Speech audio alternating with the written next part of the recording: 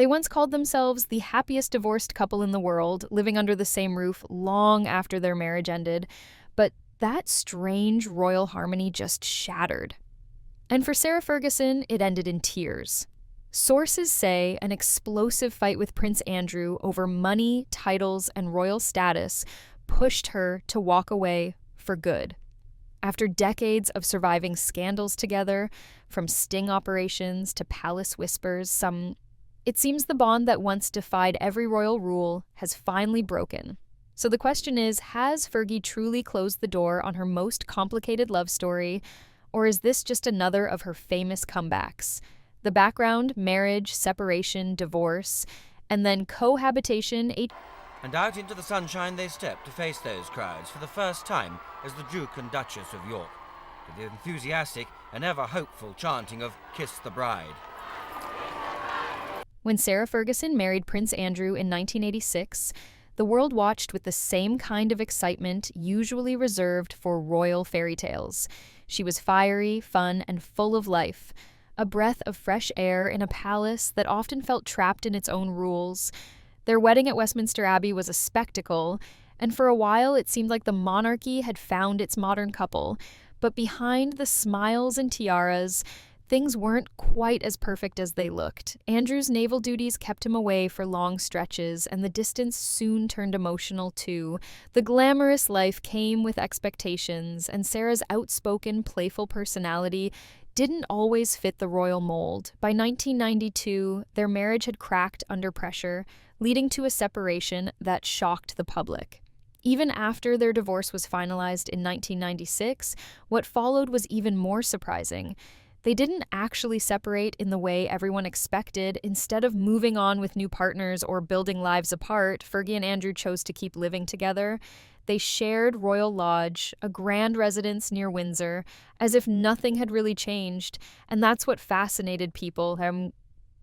Here were two ex-spouses who acted more like old friends than enemies. They attended family events together, vacationed together, and even called each other soulmates. It was unconventional, even by royal standards. Over the years, this living arrangement became one of the strangest open secrets in royal life. Reporters often joked that they were divorced on paper but married in spirit, and to be fair, it did look that way. Fergie defended the setup by saying they were happier as friends than they ever were as husband and wife. Andrew, for his part, seemed content to have her close. They raised their daughters, Beatrice and Eugenie, in a home filled with affection rather than bitterness, something rare for any divorced couple, let alone a royal one. But she seems to have dipped at the removal of his title. He's no longer a prince and Fergie's out the door. Yes, I mean, they describe themselves as the happiest divorced couple ever. Still, it was hard to ignore the whispers. Some saw their bond as a touching story of loyalty, while others viewed it as a lingering dependence that neither could quite escape. As the years went by, the line between comfort and complication began to blur. What started as a sweet show of unity slowly turned into a symbol of unfinished business, two people unable or unwilling to let go of the past. And that unusual closeness, which once looked like proof of friendship beyond marriage, would one day become the very reason their happy divorce finally began to unravel. The hidden cracks, scandals, titles, fortunes, and hidden agendas. Behind Fergie and Andrew's public smiles, there's always been a shadow following them. A mix of scandals, financial chaos, and moral questions that never quite went away. On the surface, they seemed like the perfect modern royal exes, sticking together through thick and thin. But when you look closer, it's clear that their bond was constantly tested by one controversy after another. For years, they've both lived under the same roof, but with reputations pulling them in opposite directions, what looked like loyalty may have been something else. A fragile alliance built on shared survival. Operation trying to sell access to Andrew for £500,000. Yeah, the fake sheikh. And managed to come back, went on Oprah, pretended to be a victim, and there she was back in... Sarah Ferguson's biggest scandal hit in 2010, and it nearly ended her career for good. In a sting operation, caught on camera, she was filmed offering to sell access to Prince Andrew for $500,000. The deal was fake, set up by reporters posing as businessmen, but the damage was very real. Watching the footage, many were stunned. Here was the Duchess of York, once a beloved royal, talking about introducing people to her ex-husband for cash. She claimed desperation drove her, blaming financial struggles and emotional stress, and later appeared on Oprah, tearfully explaining her side. Somehow, she managed to rebuild her image, painting herself as a survivor who'd made a terrible mistake. But deep down, that scandal never truly faded. It became a permanent dent in her reputation, and in Andrew's too. And so I've been calling for a parliamentary investigation into these trips as special trade envoy between 2001 and 2011. For Andrew, the problems ran even deeper. His time as the UK's special trade envoy between 2001 and 2011 came under fire after multiple reports accused him of using taxpayer-funded trips to mix business with personal pleasure. Investigators and insiders claimed he had no moral boundaries, using his position to benefit wealthy friends and pursue young women. And then came the darkest chapter, his ties to Jeffrey Epstein. That association destroyed his public image and stripped him of his royal duties, titles, and any remaining credibility. Fergie initially stood by him, calling Epstein's behavior abhorrent, but her loyalty came at a cost. Every headline linking Andrew to scandal splashed her name beside his, dragging her back into controversy she was desperate to escape. All these cracks, the money troubles, the moral questions, the titles lost and reputations bruised, created a relationship built on pressure rather than peace. What once looked like solidarity started to feel like shared damage control, and as the walls closed in, even their unbreakable friendship began to show signs of breaking too. The explosive fight and breakup, co-living ends, titles stripped. After years of pretending that everything between them was fine, it seems the fairy tale of the happy divorce finally cracked wide open. The breaking point came with a fight that insiders say was loud, emotional, and long overdue. The tension had been building for months, over money, over reputation, and over what their lives had become since Andrew's royal downfall. When King Charles officially stripped him of his remaining titles and privileges, the illusion of stability shattered completely. For Sarah Ferguson, who had spent decades standing by his side through one scandal after another, it was a wake-up call. Reports say she was in tears as the argument spiraled, and by the end of it, one thing was clear: she was done sharing a home with him. The palace had already been tightening the circle around Andrew for some time. Losing the His Royal Highness status was one thing, but when the title Duke of York was finally removed, it hit harder than expected.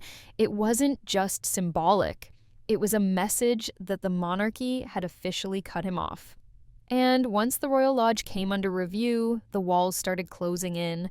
After years of fighting to stay in the property, Andrew was told to vacate it. Sources close to the Times revealed that the move came only after it became clear his biggest ally, Fergie, was stepping away. She had been his emotional anchor, his public defender, and the one person who never turned her back. Until now. For Sarah, leaving Royal Lodge wasn't just a practical move, it was an emotional one. She had called it home for over 20 years, a place where she raised her daughters and rebuilt her life after the divorce. But with Andrew's scandals dragging on, her own name had started to sink again by association. According to People, she's planning to move into a separate home, ready to start over on her own terms. It's the end of a strange royal arrangement. Two divorced exes living as if marriage never ended. This breakup isn't just about space or property, it's about identity. Fergie is finally trying to reclaim hers, while Andrew is left to face the silence of a world that no longer defends him. The happy divorce that once made headlines has turned into a royal heartbreak played out behind the grand gates of Windsor. Fergie in tears, what's going on emotionally? For Sarah Ferguson, the woman once known proudly as the Duchess of York, this moment feels like more than just a breakup. It feels like the end of an era.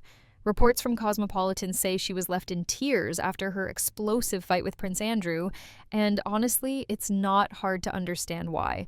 This isn't just about walking out of a home or ending a long friendship. It's about losing a part of her identity, the royal title, the comfort of belonging to the firm, and the image of being half of a royal duo that somehow made divorce look easy.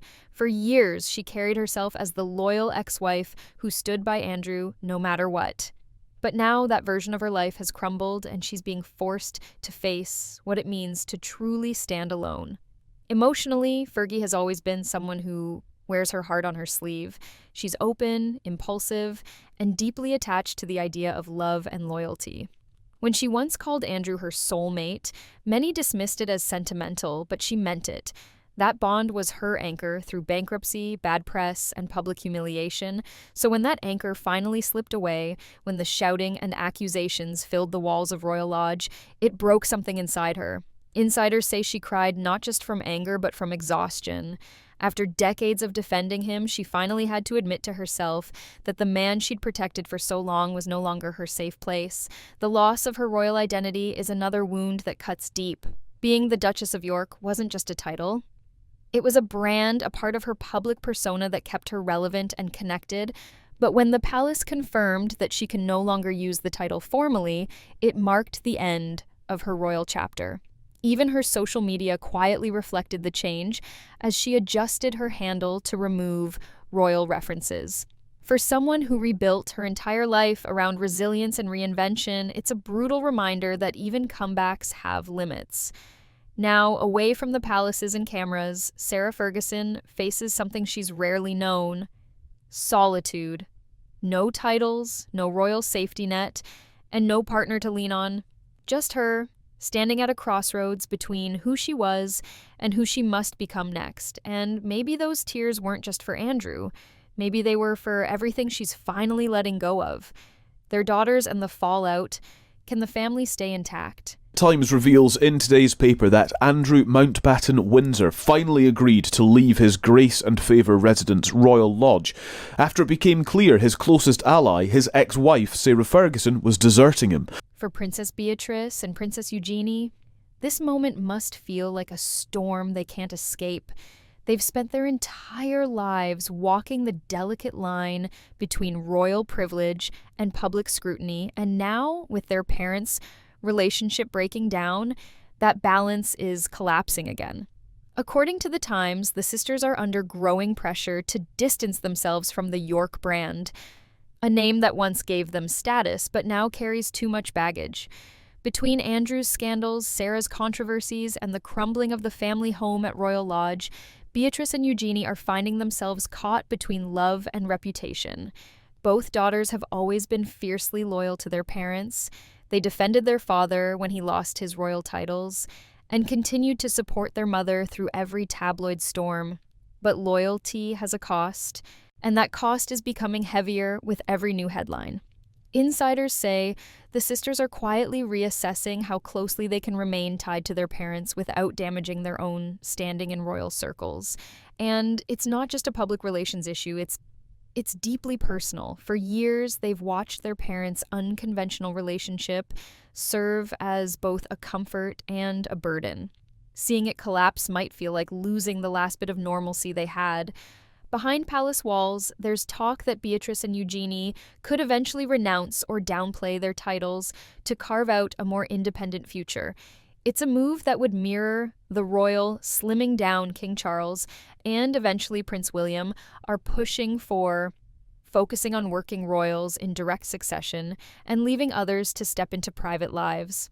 While nothing official has been announced, the idea reflects a growing reality. The Yorks are no longer central to the royal story.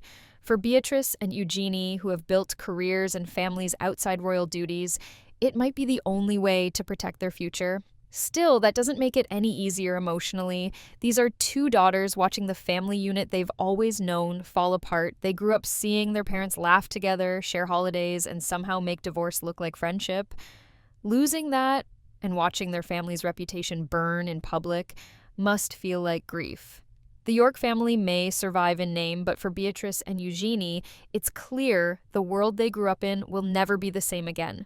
What this means for the monarchy and public perception, What's happening with Fergie and Prince Andrew isn't just another royal family squabble. It's part of a much bigger story about what the modern monarchy stands for. In 2025, people expect more than pageantry and privilege from the royal family. They want transparency, accountability, and a sense of moral integrity. So when scandals like this one unfold, they don't just embarrass two individuals, they shake public trust in the institution itself. The royal family has always lived by a silent contract with the people. They enjoy status and wealth, but in return, they must embody duty and service. And when that balance tips, the backlash can be brutal. Prince Andrew's fall from grace already marked one of the most damaging chapters in royal history. His association with Jeffrey Epstein, his disastrous Newsnight interview, and the constant stories of questionable behavior as trade envoy all made him a liability to the firm. Now, with his final titles gone and his home at Royal Lodge under pressure, the palace seems determined to draw a firm line. It's not just about protecting the family name, it's about survival. The monarchy knows that if it wants to stay relevant, it has to show that even those born into privilege are not above consequences. Fergie's situation complicates things further. Though she hasn't been an official royal for years, she's always been closely linked to the institution through Andrew and their daughters. Her scandals, from the sting operation to her ongoing money troubles, have made it harder for the palace to distance itself from the Yorks entirely. That's why the move to phase out titles and shrink the public-facing side of the monarchy makes so much sense now. King Charles has been quietly shaping a more streamlined model, fewer working royals, tighter control over who represents the crown, and a clearer focus on duty rather than lifestyle. Public reaction, meanwhile, shows just how fragile the royal image has become. People aren't as forgiving as they used to be. In a world where everyone is held accountable under public scrutiny, the old royal rules no longer apply. The fall of Andrew and Fergie is more than personal. It's symbolic. It tells us that the monarchy is being forced to adapt or risk losing relevance. And if anything, this latest scandal might be the final push the crown needs to show it can still stand for the values it preaches. Fergie's comeback plot, reinventing herself or retreating, if there's one thing Sarah Ferguson has proven time and time again, it's that she doesn't stay down for long. Every time the world writes her off, she finds a way to reappear. Bruised, maybe, but still smiling. Some people even call her the Houdini of the royal family because she always manages to escape disaster. But this moment feels different. The safety net that kept her afloat, her royal connection to Andrew, and the Duchess of York identity has finally vanished. The question now is whether Fergie can truly reinvent herself outside that royal shadow, or whether this is the chapter that finally forces her to step away for good. Yeah, and managed to come back, went on Oprah, pretended to be a victim, and there she was back in the royal box at Wimbledon and at Ascot. But so I think this Houdini of the royal family, we may see her again, but you're absolutely right. Over the years, Fergie has built a career on comebacks. She's written books, launched lifestyle projects, done charity work, and even made TV appearances to rebuild her image. She's always used her energy and charm to stay relevant, turning personal struggles into public resilience.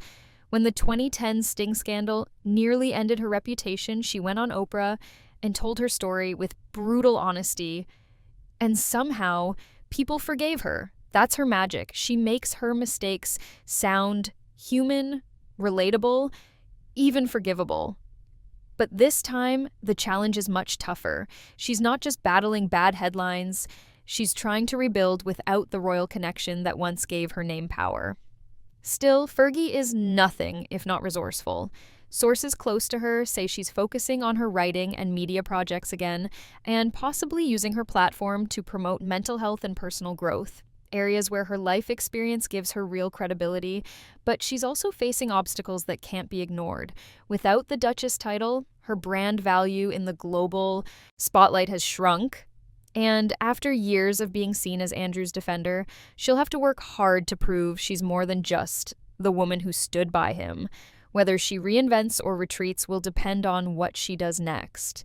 If she can shift from royal survivor to independent role model, a woman who faced the palace, the press, and her own flaws head on, she could win the public back one more time. But if she clings to the past, her story risks ending not as a comeback, but as a quiet fade out.